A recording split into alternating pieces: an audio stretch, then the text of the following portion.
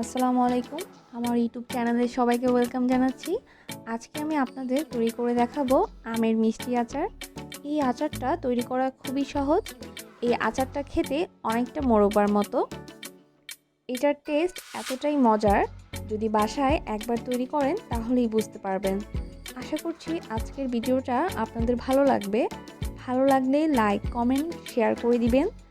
আর আমার চ্যানেলটি সাবস্ক্রাইব করে আমাদের পাশে থাকার অনুরোধ রইল।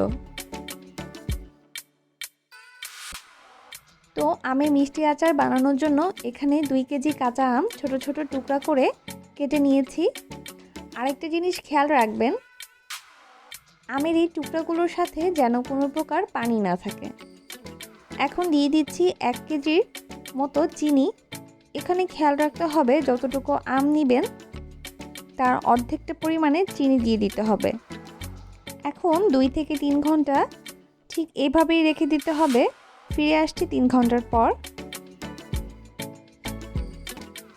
এই 3 ঘন্টায় চিনিগুলো থেকে পানি বের হয়ে আসছে। এই আচারে কোনো প্রকার পানি ব্যবহার করা যাবে না। এখন আমি চিনিতে গুলানো আমগুলোকে একটি হাঁড়িতে দিয়ে দিচ্ছি। এখন চুলার আঁচটা মিডিয়ামে রেখে আমগুলোকে চিনির মধ্যে জাল করে নিব। মাঝের মধ্যে নেড়েচেড়ে দিতে হবে। এভাবে রান্না করতে হবে 10 থেকে 15 মিনিট পর্যন্ত। তো 10 মিনিট পর আমি এখন কিছু মশলা অ্যাড করে দিচ্ছি।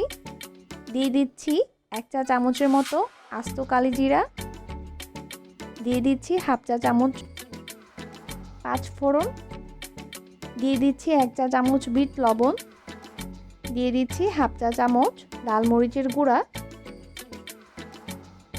আর দিচ্ছি স্বাদ মতো লবণ।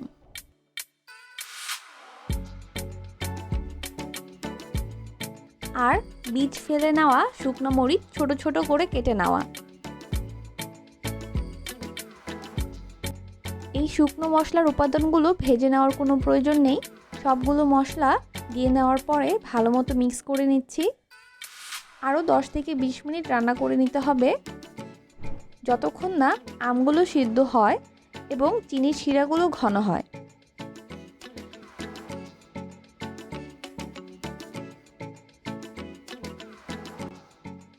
চিনির শিরাটা যখন আঠালো একটা ভাব আসবে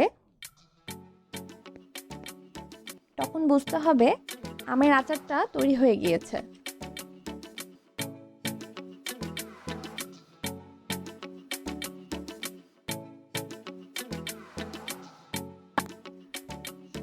এই আচারটা সংরক্ষণ করতে একটা এয়ারটাইট শুকনো কাচের জারে আচারটা সম্পূর্ণ ঠান্ডা করে রাখতে হবে। এই আচারটা পুরো বছর জুড়ে ফ্রিজে রেখে খেতে পারবেন। তো তৈরি হয়ে গেল আমার আমের মিষ্টি আচার। এইভাবেই একবার তৈরি করে দেখবেন, ইনশাল্লাহ আপনাদের কাছে অনেক ভালো লাগবে। এই আচারটা খেতে অনেকটা মোরব্বার মতো, সাথে কিছু মশলা ফ্লেভার এবং কিছু ঝাল, জাস্ট খেতে অসাধারণ। তো আশা করছি আপনাদের কাছে ভিডিওটা ভালো লেগেছে। আজকে আমি এখানেই বিদায় নিচ্ছি। সবাই খুব ভালো থাকবেন। আল্লাহ হাফেজ।